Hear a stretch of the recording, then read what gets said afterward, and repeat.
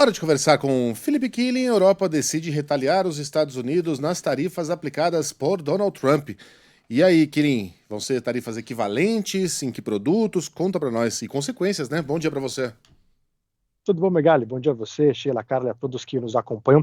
A presidente da Comissão Europeia, Ursula von der Leyen, não destacou os produtos, mas falou que a partir de 1º de abril, então, primeiro dia do mês que vem, haverá tarifas sobre produtos americanos que têm valor de mais de 28 bilhões de dólares. Esse novo tarifaço global dos Estados Unidos, né, envolve tarifas de 25% sobre o aço e 10% sobre alumínio. A União Europeia não exporta muito aço e alumínio para os Estados Unidos. Então, você tem o Canadá exportando muito aço, você tem o Brasil também. Mas se você pegar a União Europeia como bloco, é o principal parceiro comercial dos americanos. E historicamente, de fato, os Estados Unidos eles têm tarifas menores em relação a seus parceiros comerciais, porque foi entendimento dos próprios americanos que isso era benéfico para eles, né? Então o Donald Trump ele está agora na Casa Branca e fala: opa, pera lá, por que a gente tem que pagar tarifa e vocês não pagam tarifas equivalentes? E aí está tentando fazer as coisas ficarem equivalentes, mas isso gera diversos problemas, inclusive para o próprio americano. Donald Trump já chegou a afirmar que é possível que haja uma recessão, que haverá um período de turbulência, um período de transição, e assim como diversos países, a União Europeia está falando em retaliar. O Brasil vai retaliar, o Canadá também, o México.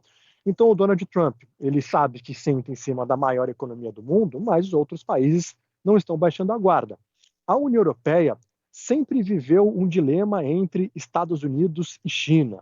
Os Estados Unidos são parceiros comerciais importantes da União Europeia, mas a China também. Mas é claro que existe uma ideologia mais próxima com os americanos. Mas diante dessa hostilidade por parte de Donald Trump, e não só em relação às tarifas, ele acaba jogando a União Europeia numa zona de influência do governo de Pequim. Então a China certamente está olhando muito atenta a isso.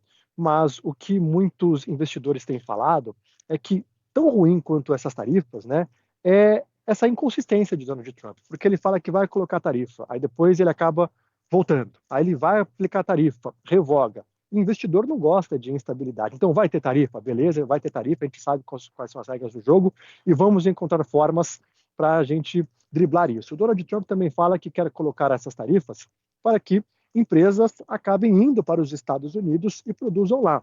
Como se fosse fácil, em 30 dias você carregar uma empresa nas costas, montar nos Estados Unidos e fazer a produção, enfim. Ele tem as estratégias dele, mas muitos economistas afirmam que o próprio consumidor americano será afetado e diversos países, inclusive aliados, também prometendo retaliação. Ah, uma loucura, né? Tava vendo, tava lendo os jornais hoje e o tom dos editorialistas, dos colunistas, dos cadernos de economia é o de o mercado desistiu de encontrar qualquer lógica nas ações de Donald Trump e resolveu precificar o presidente americano pelo pior lado possível. Preparemos-nos, esperemos o melhor, preparemos-nos para o pior. Já que não tem lógica, né? Não dá para a gente encontrar uma linha de pensamento, né, de um presidente que mal assumiu e já está caminhando celeremente junto ao país para uma recessão, que poderia muito bem ser evitada, por uma onda inflacionária, que foi exatamente o que o elegeu, a inflação em alta nos Estados Unidos. Como é que você vai encontrar lógica num pensamento desse?